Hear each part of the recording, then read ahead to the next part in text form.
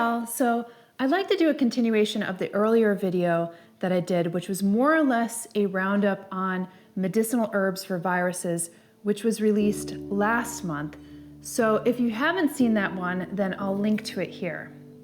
Now, as mentioned in that video, one of the issues revolving around David has been a cytokine storm, which essentially occurs when your immune system is on overdrive. Your body begins releasing too many cytokines throughout the system. And from reading the medical literature, it appears that these cytokine storms may be largely responsible for some of the virus's more lethal complications. Therefore, I really wanted to go into the literature to see what herbal remedies are being researched to help modulate those specific cytokines. As I shared in the last video, I'm not prescribing anyone certain medications or phytopharmaceuticals for their specific conditions. You should always consider consulting with a medical practitioner or an integrative medical professional whom you trust to recommend something that is right for you, because everybody's bodies and needs are different and very specific to you. Now, that being said, I hope that this information can serve as a useful foundation for an understanding, a really empowering understanding of plant-based medicines that could be useful in your life. So, in this video, I'll be focusing on 8 immunomodulatory herbs, which specifically modulate cytokine secretion as it relates to the current virus.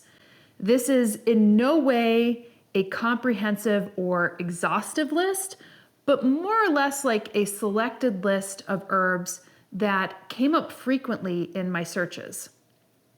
Now, just to be clear, and so that we're on the same page, immunomodulatory, that essentially means that it alters immune function through dynamic regulation of cytokines. And cytokines are simply, they're soluble proteins, or they may be glycoproteins that are regulators and mobilizers between cells. And they are extremely useful to the body. That's how we get an immune response. So they will actually be the first out there to elicit an immune response. But as I shared earlier, they can overreact. And in some cases, that is what happens in a cytokine storm. And in a cytokine storm, that can become harmful to the body. So in that case, you may want to find compounds or medicines that suppress those cytokines. Now, there are lots of different types of cytokines that perform a range of diverse functions. But just so you're aware, all of those cytokines are usually arranged in superfamilies or families to show their structural relationships, which will come in play later in this video. But just because they are structurally familiar, it doesn't mean that they perform similar functions. So think about it from like your own family standpoint. My dad and my mom and my brother, we are all like structurally related, but my dad is a truck driver, my mom is a paralegal, and my brother is a computer engineer. So we are all doing different tasks and different functions. So if you look at cytokine superfamilies, they often include things like interleukins, and that's usually abbreviated IL, and then interferons, which are IFN, and then transforming necrosis factors, that's abbreviated TNF, and there's a range of others. So the reason I bring these names up is because the David virus shows high levels of specific inflammatory cytokines, which are often labeled with either numbers or a letter within the Greek alphabet. And it appears from reading a number of reports, for which I'll be linking to in the description below, that anybody who's affected with the David virus, they seem to show high levels of inflammatory cytokines, such as IL-1, so that would be interleukin-1, IL-2, IL-6, TNF-alpha, IFN, I guess that's gamma, IP-10, GM, CSF, MCP1, and IL-10, some of which correlate with disease severity. And the ones that seem to be correlated with disease severity seem to be IL-6, so that's interleukin 6, and TNF-alpha, which again is transforming necrosis factor alpha. They seem to be implicated the most as being the most inflammatory. So, now that I've shared some of the information for our foundational understanding, I went ahead to look into herbs specifically modulating those groups of cytokines. Now, an herb may be considered immunomodulatory, but when you dig in deeper, some of the literature may suggest that it increases certain cytokines while decreasing others.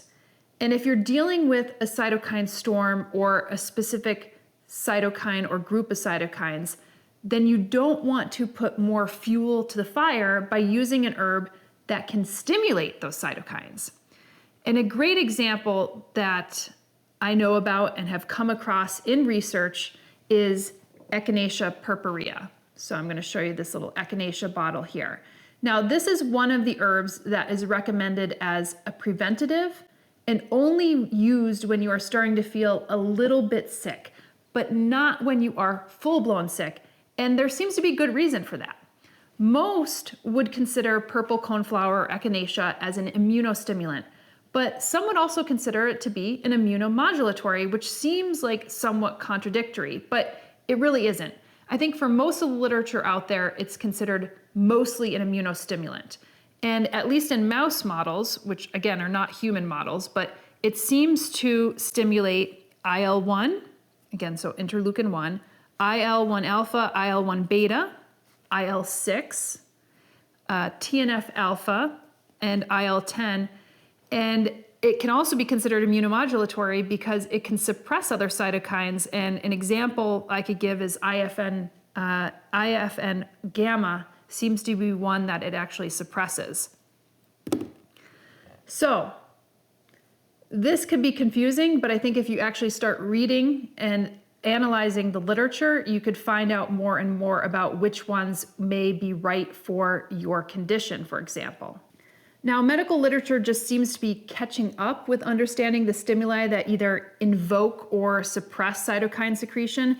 And I will say that the literature that I'm pulling from, it really doesn't go far enough into human models except on the rare occasions. So I think I may have come across like 3 or 4 papers that have focused on human models, but most of what you'll find is tested in vitro, which is like in the lab, or in animal models, which can be useful, but may also not be representative of how an herb would perform within a human or on human physiology. So do keep that in mind as I'm going through this list, because that is a limitation. But what I will say is that I like doing this research on a specific facet of a related topic because, as you'll see, you begin seeing familiar herbs crop up again and again, but from completely different research. And that actually builds my confidence in their usefulness, in my opinion. Now, with that in mind, let's go into 8 promising immunomodulatory herbs that specifically seem to suppress cytokines in the David virus.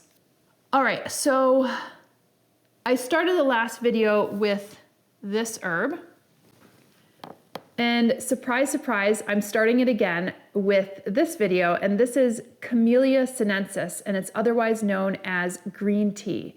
Now, green tea just seems to have those flavonoids like epigallocatechin and epigallocatechin gallate that decreases IL-6 and TNF alpha, and also IL-8 and IL-1 beta. The latter two, which don't seem to be implicated in David's cytokine storm, but I thought were important to mention because if you have another issue with inflammation, then those cytokines might actually come into play. So these are just some examples of green tea. I mean, it's obviously like very common. People drink it on a more than regular basis, and a lot of cultures actually drink it on a more regular basis. Some of the contraindications that come with green tea, if you're consuming large amounts, which I would not recommend, it could cause headaches and it could cause irregular heartbeats. And if you have anemia, it could actually prolong that. And I mean, I would say just be mindful of the caffeine in green tea, because excessive caffeine intake in general can increase blood pressure. It can increase diarrhea and stuff like that. So 1 cup, people, 1 cup. That's all you need. All right, the second one on the list is Chinese skullcap, or Scuttelaria baicalensis. This seems to be a powerhouse, and this has come up again and again in my research. And the main flavone is baicaline, and that is also present in Scuttelaria laterifolia, which you could see here. And you could find that more in phytomedicines in the US, but baicaline seems to be more prevalent in Scuttelaria baicalensis. But I mentioned Scuttelaria laterifolia here. This is another example of Scuttelaria laterifolia with herb farms tincture. I'd have to do more research on how much baicaline is in Scuttelaria baicalensis versus Scuttelaria latifolia, but often plants in the same genus, you'll have some kind of chemical overlap.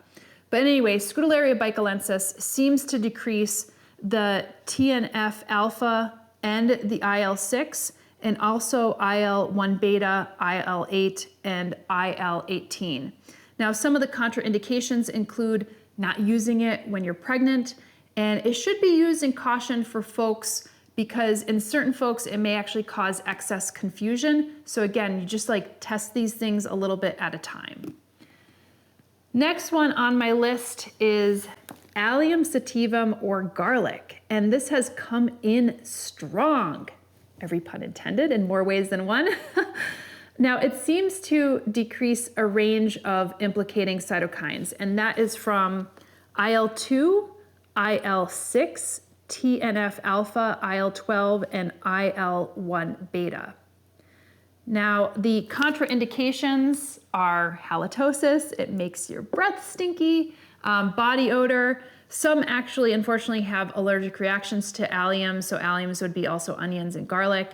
Additionally, for somebody with like a weak liver, garlic can cause a lot of digestive upset because it stimulates the metabolism.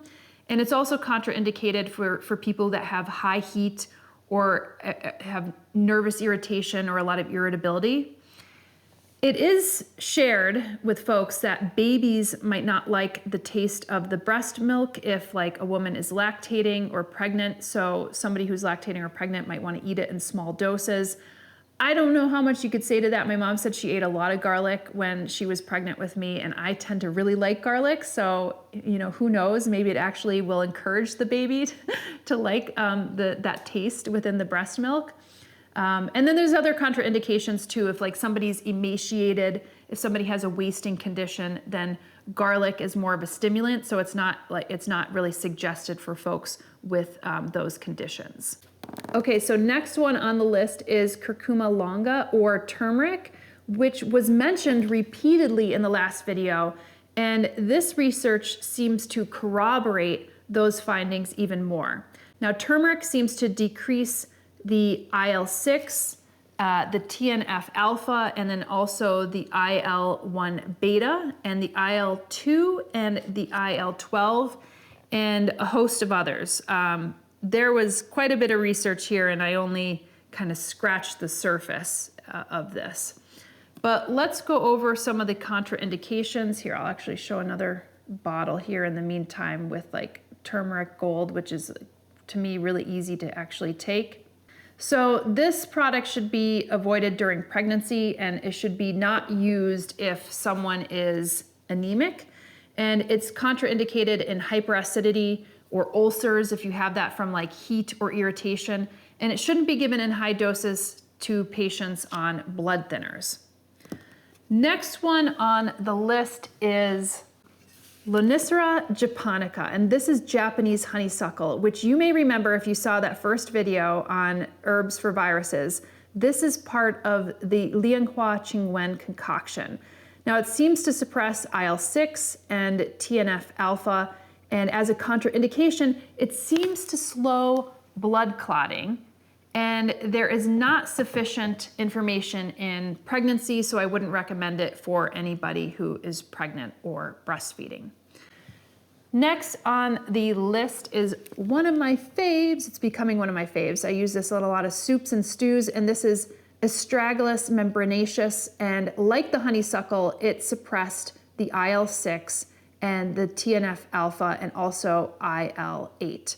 Now, it's generally contraindicated with organ transplant patients if you have any type of true heat or cerebral hyperenemia, which is also known as supernormal blood flow. So I wouldn't recommend it in those situations. Next on the list is also one of my faves. This is licorice or Glycyrrhiza glabra. And this was mentioned extensively before, so I am not surprised that it popped up again. And it is a good suppressor of TNF-alpha and IL-6. Now this is the regular licorice, and I just want to show you the honey fried version. It looks like this. So this has a lot of contraindications when it comes to licorice, and I just want you to be aware of some of them. It's contraindicated in pregnancy because it can actually cause low birth weight in babies.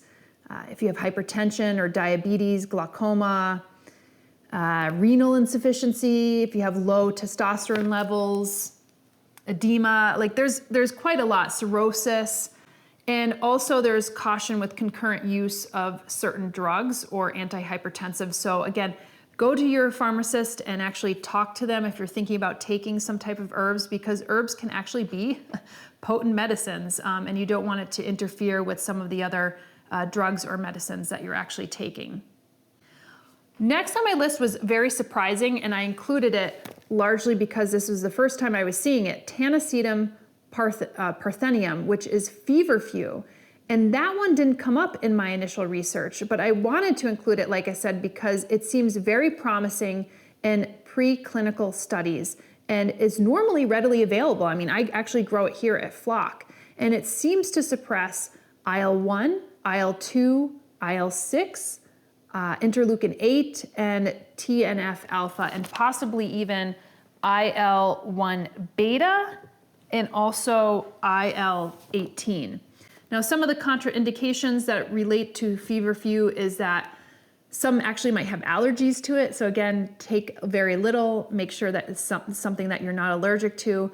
And it also may interfere with anticoagulant medicine. So again, if somebody's actually going into surgery, you don't want it to interfere with anticoagulant medicine. So again, those are things that you should actually think about. And all of these contraindications that I'm saying, as with any medicine or herb, they should be taken into consideration because, again, your preconditions will hold sway over what you should and you should not take. Before I wrap this up, I will say that there are other flavonoids and flavones within plants that are very promising that I came across in my research that I want to share with you. And this basically translates back into that let food be thy medicine philosophy. And I think what we're finding out specifically in this disease and many other diseases is that people with comorbidities are more susceptible to the virus. So it's important to take it upon ourselves to eat healthy and to take preventative strategies to one's health, which I know a lot of folks don't like to hear because we've become, like, in general, like a more pill-popping society, or in some cases, it may be hard to access fresh fruits or vegetables, or we don't have like kitchens to actually prepare the food or time to prepare the food. But eating healthy, hands down, seems to be the best medicine. So one of the bioflavonoids that seems really promising and having an inhibitory effect on cytokines is hesperidin, which is found in citrus fruits. And then you have naringenin, which is largely found in grapefruits. So if you eat 1 grapefruit a day, you got some of that medicine in the morning. Now, quercetin is very interesting. This was mentioned quite a bit in the news, and you could get it in a bottle. And it belongs to a category of flavonols that are present in berries, in grapes, in shallots and onions, apples, tomatoes. And then you have rutin, which is found in citrus fruits, and it's also found in buckwheat. And that's basically a glycoside form of quercetin. The next one is luteolin, and that's found in fruits and vegetables such as like cabbages, carrots, broccoli, celery, parsley, apple skins, things like that. Diasmin, which again, it's found in everything from like fruits, like grapes, berries, citrus, a ton of different types of veggies like onions and broccoli. It's also found in tea. So another good bioflavonoid right there. And then the next one is biocanin A, and that is found actually in clover and chickpeas and alfalfa. And then genistein, which is in edible legumes and also like clover. So folks seem to benefit from these if they're going through that cytokine storm or if they're having hyperinflammation. All right. Also, there was this interesting article on a more complex patented polyherbal formulation out of India called Virulina that I came across. And maybe some of our viewers in India can comment on this firsthand if you've actually seen it within your region. Now, from the literature, it seems to have a positive health effect and suppress cytokine storm syndromes. And I think the literature that I was reading was primarily done in mouse models. So again, not similar to human physiology, so it's just something to say it's a limitation. But I will say that the Virulina, it has almost 4 dozen herbs in it. So, when I say that, I think like that's so impractical for someone in the home to create that formula. But I mention it because it's just so interesting to see that other countries have treatment options for those that are experiencing severe symptoms or ailments. Anyway, that's basically what I have for you today. And I will also say thank you to all the folks who reached out on the last herb video or who commented on the last herb video. There was a lot of great discussion there. And I have to admit, it's a tad overwhelming. And for those of you who had sent in emails, I'm sorry to say that I probably won't likely be able to get back to individual emails. I just don't have that amount of time in the day to devote to individual emails, but I will do my best to sift through them and to address some questions in future videos, as I think some of those questions that were sent in, I think will benefit others. Now, I will also say that quite a few folks had recommended this book to me. It's called Herbal Antivirals by Stephen Herod Buhner. And I just started reading it, and I think like a lot of scientific literature that I end up reading, it tends to be dense and technical in parts. So, I'm gonna go through it slowly, and I've been cross-referencing or looking up things that don't seem, that don't seem like really apparently clear to me within the book. So I am just sharing that book with you here now because, like I said, a number of individuals wrote in and said that anecdotally, this actually really helped them. So I'm going to throw that out there to you that you could read, and maybe we could jointly read together.